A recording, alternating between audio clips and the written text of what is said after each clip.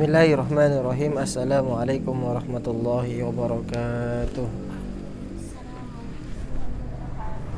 Alhamdulillah wassalatu wassalamu ala rasulillah wa ala alihi wa sahbihi wa man walah. La hawla wa la quwwata illa billah, amma ba'du.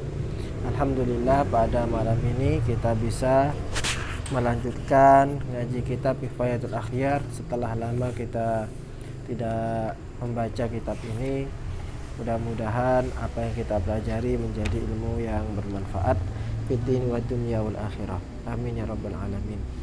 Salawat serta salam mudah-mudahan tetap tercurah limpahkan kepada junjungan kita Nabi Agung Nabi Muhammad sallallahu alaihi wasallam. Pada pertemuan yang lalu kita telah membahas yaitu wadah yang terbuat dari emas dan perak. Kita katakan pada pertemuan yang dulu bahwa penggunaan wadah emas dan perak itu tidak diperkenankan alias haram. Di halaman 18, wa amma awani ghairi dhahabi wal fiddati. Qala al-musannif rahimahullahu wa nafa'ana bihi wa bi ulumihi fid dharain amin. Wa amma awani ghairi dhahabi wal fiddati, adapun wadah-wadah yang bukan terbuat dari emas dan perak,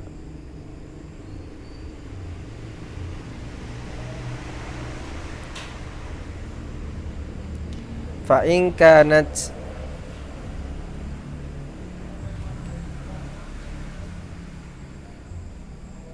minal jawahirin nafisati,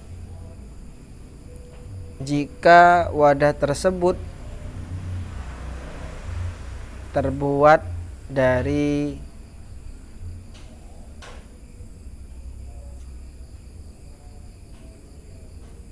perhiasan-perhiasan yang mewah,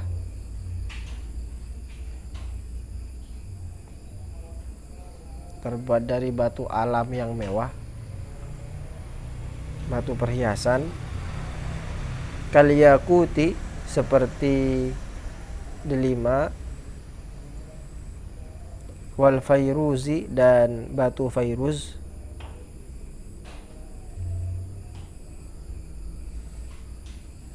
wa nahwihima atau yang sepadan dengan yakut dan fairuz itu. Pertanyaannya, fahal tuhramu, apakah diharamkan?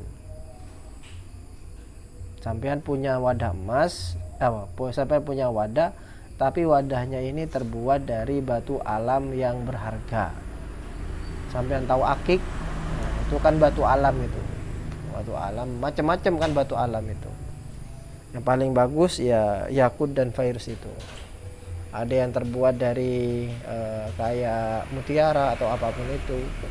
Intinya yang mahal itu ya, pakai wadah yang mahal terbuat dari batu alam perhiasan. Apakah itu dihukumi haram sebagaimana haramnya menggunakan wadah emas dan perak? Fihi khilafun, di dalamnya terdapat khilaf, perbedaan pendapat. Qila, dikatakan tuhromu, itu diharamkan.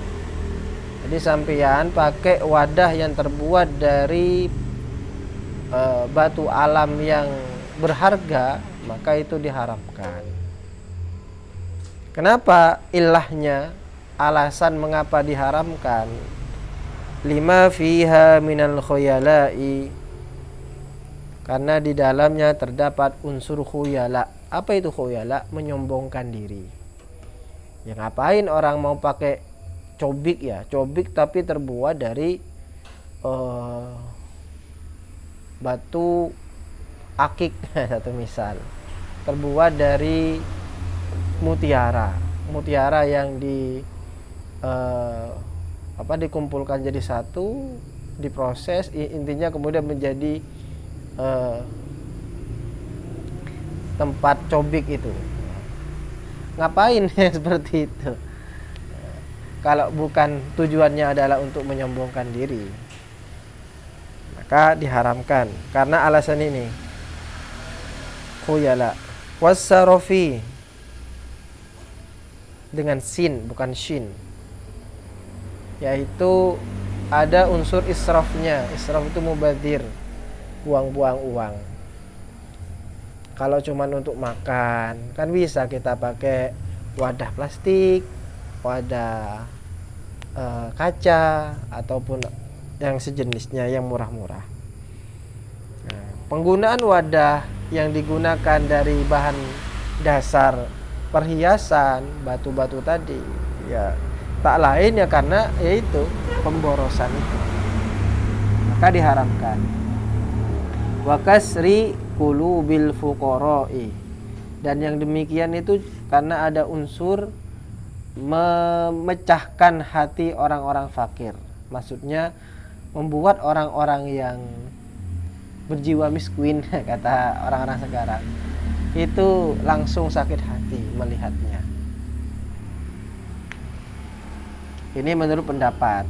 Jadi pendapat pertama, hal itu diharamkan karena ada ketiga unsur tadi.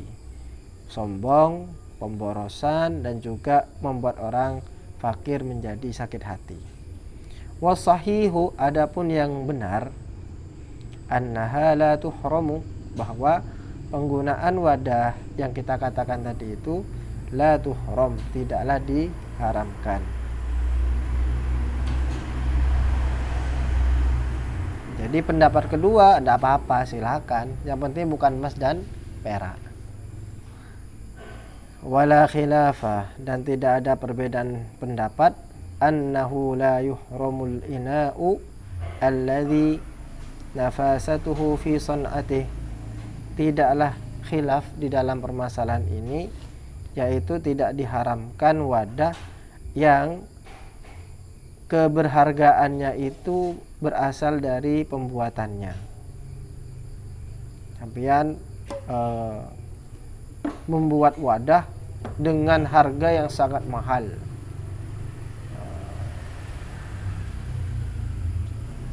yang kemudian dengan harga mahal itu wadah tadi dihargai mahal juga karena membuatnya dari hal-hal yang mahal juga. Sampai gunakan tidak apa-apa. Wala yukrahu, dan tidak dimakruhkan, kala besil kitani wasufi an-nafisayaini, menggunakan baju yang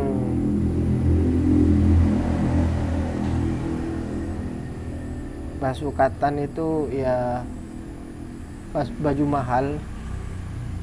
Saya kurang tahu bagaimana bentuknya, tapi yang jelas ini baju mahal. Kemudian asuf, baju yang terbuat dari bulu. Mungkin katan itu berasal dari kata katun itu mungkin. Yang sama-sama mahal keduanya, tidak apa-apa saya menggunakan. Yang penting bukan menggunakan sutra. Kalau sutra tidak boleh. Tapi kalau kayak suatu misal terbuat dari benang biasa saja, dari bulu, tapi mahal, sampai gunakan tidak apa-apa. Intinya yang diharamkan itu adalah lubusul harir, terutama bagi yang laki-laki, menggunakan atau memakai sutra, kemudian menggunakan wadah emas dan perak. Far'un, cabang.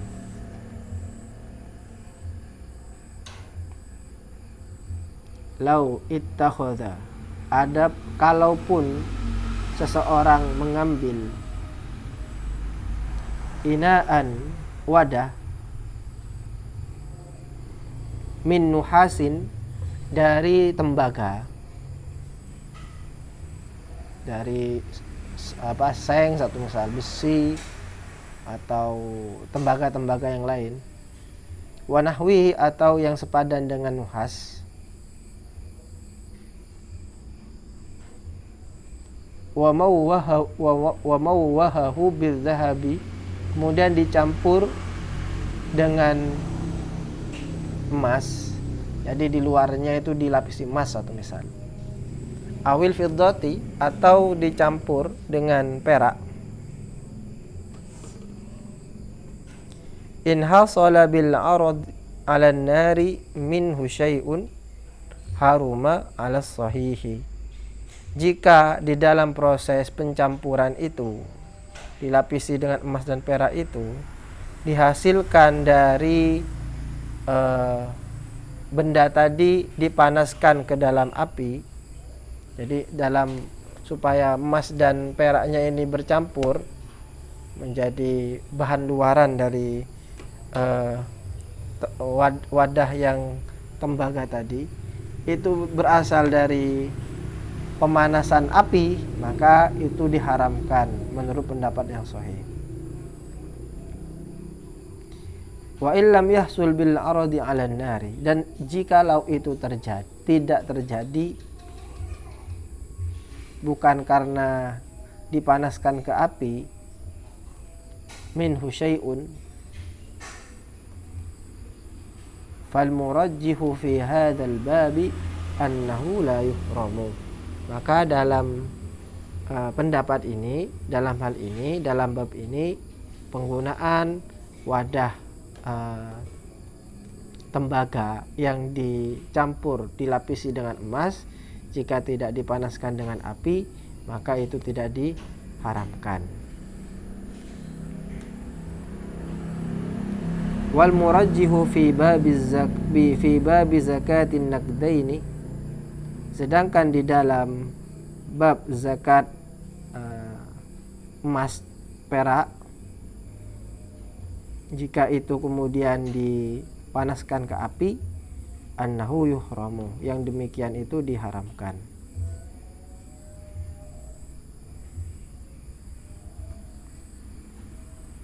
Jadi intinya bagaimana emas dan perak itu dicampur, apakah menggunakan api atau tidak. Kalau menggunakan api maka haram, kalau tidak ya tidak. Qala an-Nawawi, Imam Nawawi berkata, fi syarhil muhadzabi, di dalam kitab Syarah al-Muhadzab, penjelasan kitab al-Muhadzab.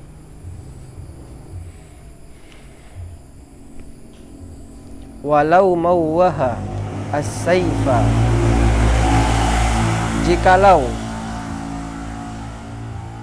sampean punya pedang, saif itu pedang, kemudian dilapisi dengan emas, jadi supaya kelihatan bagus dilapisi dengan emas, atau selain dari pedang, wa ghairahu, tombak satu misal, min alatil harbi, dari beberapa alat-alat tempur, tombak, panah, bumerang mungkin yang terbuat dari besi atau apapun itu, kemudian dicampur dilapisi dengan emas ataupun perak, awwairiha, atau yang lainnya, sepeda motor satu misal, atau mobil, karena kan ada itu mobil yang dilapisi dengan emas, termasuk ada kubah dilapisi dengan emas. Banyak yang kayak gitu sekarang. Bagaimana hukumnya? Bidhahabin, dengan emas, tamwihan, yaitu percampuran tadi, lapisan tadi, la yahsulu, tidaklah terjadi, minhu, dari tamwih itu, bil aradi 'ala nari syai'un, jadi percampurannya itu bukan karena dipanaskan di atas api, maka fatoriqon, ada dua cara.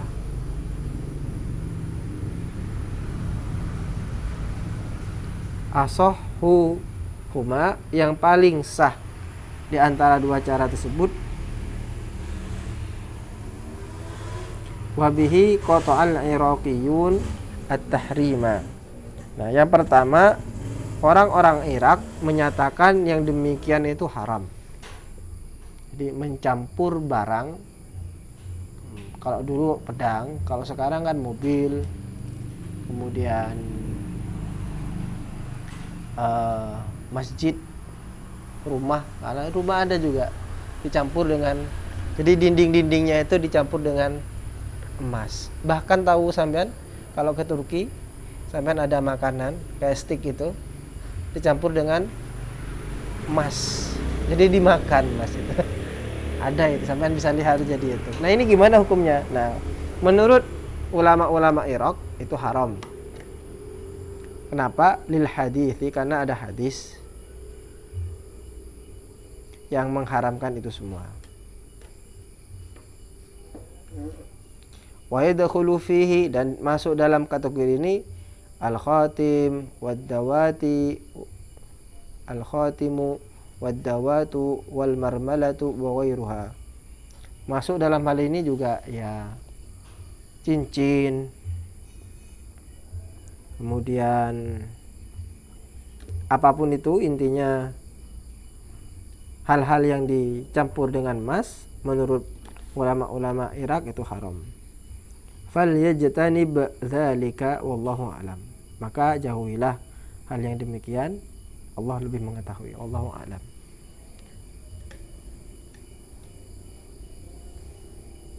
Jadi meskipun kata orang-orang ulama Irak, meskipun percampuran tersebut tidak dilakukan di atas api, tetap haram. Kenapa? Ya itu ada unsur tadi itu.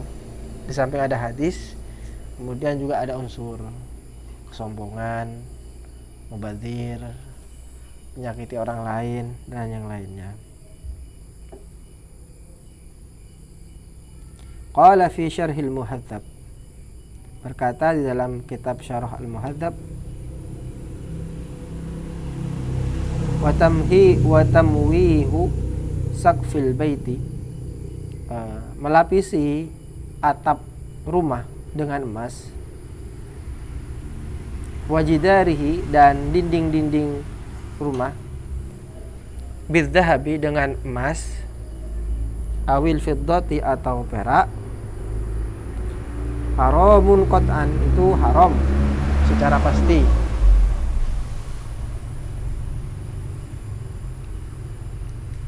Thumma in hasala minhu syai'un bil aradi 'alan nar, kemudian jika terjadi sesuatu itu dengan cara dipanaskan di atas api, harumat istidamatuhu, maka diharamkan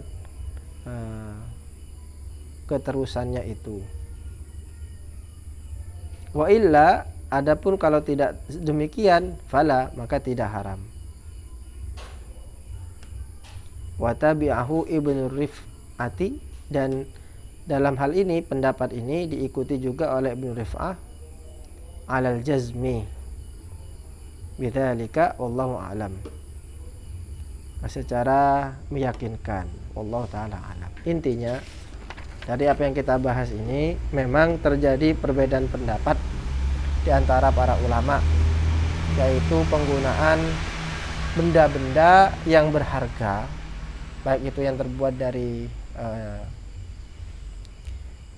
batu-batu alam yang berharga, ataupun mungkin tembaga, entah besi atau apapun itu, kemudian dicampuri, dilapisi dengan emas, itu memang khilaf.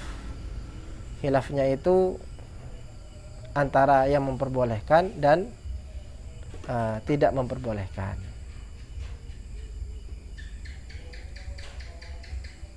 Yang memperbolehkan itu tidak serta-merta memperbolehkan secara langsung tanpa ada syarat, enggak. Itu pun juga ada syaratnya. Syaratnya adalah percampuran itu bukan karena dipanaskan di api. Jadi percampuran emas dengan tembaga tadi bukan dipanaskan di atas api. Tapi untuk saat ini, Allah Ta'ala alam, saya kira memang yang lebih selamat adalah tidak menggunakan hal-hal yang demikian. Mobil dilapisi emas, ngapain ya kan ya? Urgennya di mana? Mending kalau kata sampean, mending melakukan yang lainnya saja gitu kan. Kalau memang sampean sudah kelewat kaya gitu ya, dan mudah-mudahan itu terjadi. Ya tidak usah tabdir kayak gitu, tidak usah dibuang-buang sampai melapisi dengan mobil, sendok dilapisi tembaga dengan emas dan yang lainnya. HP, ada HP itu juga dilapisi dengan emas. Saya kira tidak urgen yang demikian itu. Mending melakukan hal yang lainnya saja, sedekah atau misalnya, itu lebih baik. Saya kira sampai di sini. Pada pertemuan yang akan datang kita akan membahas tentang babus siwak. Wallahu taala a'lamu bissawab. Assalamualaikum warahmatullahi wabarakatuh. Masih lama waktunya dah.